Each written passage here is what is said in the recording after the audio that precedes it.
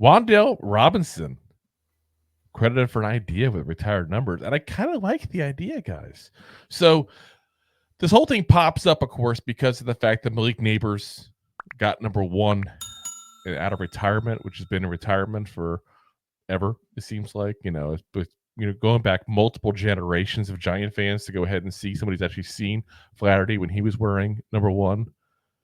But we talked about it when they made the announcement, like, you're giving a new generation of Giant fans to learn about a player they probably didn't know much about. It's the truth of the matter.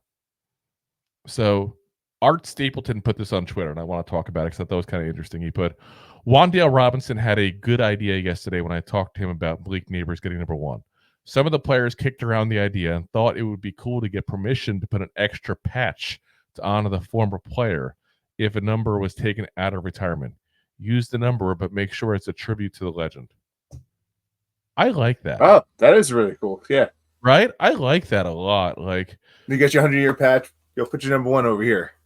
I mean, you can't keep also retiring numbers because eventually you run out of numbers like the Yankees do. Like the Yankees, I feel like half the numbers. And listen, guys, I'm not a baseball guy like I'm a football guy. I don't pretend to be. So if somebody knows the exact numbers, feel free to put it down there. How many numbers the Yankees have retired? But it's ridiculous. I know that. I mean, it's like their whole outfield is full of Monument Park, and half of them are guys that aren't Hall of Fame guys. It's like, but the Giants have a great history, and they easily 22. Yeah, I was looking it up myself as I was saying 22 of 100. Yeah, that's a lot. 22% of your number is gone. But the Giants have other guys you can sit there and say, could very well be, retired at that point as well. Like number 10, for example, not retired. That one could be very easily. So actually, number 10 was retired, wasn't it? I take it back. They brought him back. But there's a lot of numbers out there from players that haven't played in a while. And you can go ahead and do that. Get themselves, some recognition to future generations. Because like I said, I really do like that aspect of it. So we have, let's see if we got let me get the full list for you guys here of the players that the Giants have that are retired right now.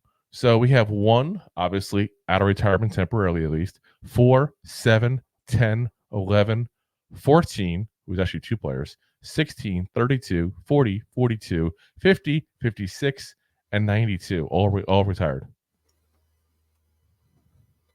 Guys, that's a lot. Quite a bit. That's a lot of numbers gone. Like, what did we have like a kicker? We're like one of the numbers in the 40s last year because we ran out of single-digit numbers. I think that happened, if I remember correctly. I think so. To me, it's chaotic. Like, I love giving, kudos to the past at that point. Like, you really, especially when you're a team like the Giants, respect the history. But to me, the numbers should never be retired. I'm a little different than some people on that, and I get that, and I respect people that have other opinions. I can deal with people having other opinions. It's perfectly fine.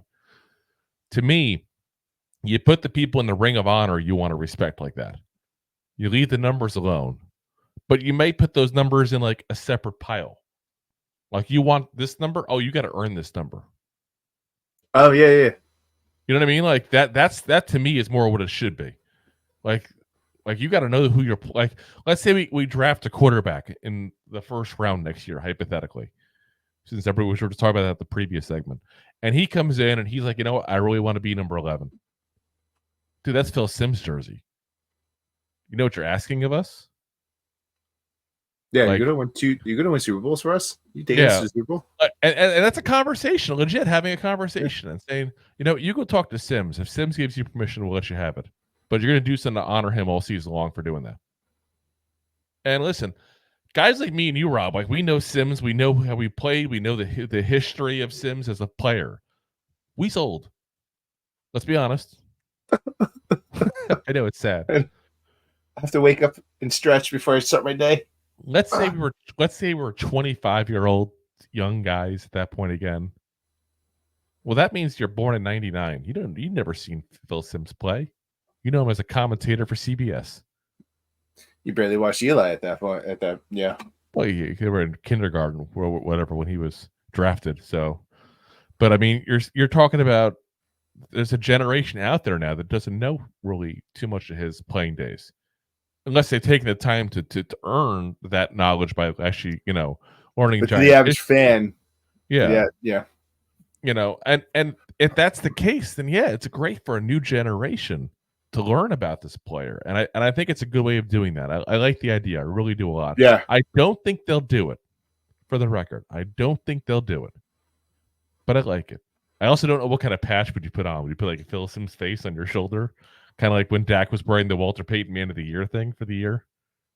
Like, I don't know how you would do that exactly, but yeah, I mean that's like I said, that'd be a nice way of doing it. I kind of like the idea. I don't think they'll do it, but I like the idea of it. If you like that clip, then you will love the full episodes too. Find us on your favorite podcast app and look for us on all your favorite social media platforms. Thanks so much. Please, I'm begging you.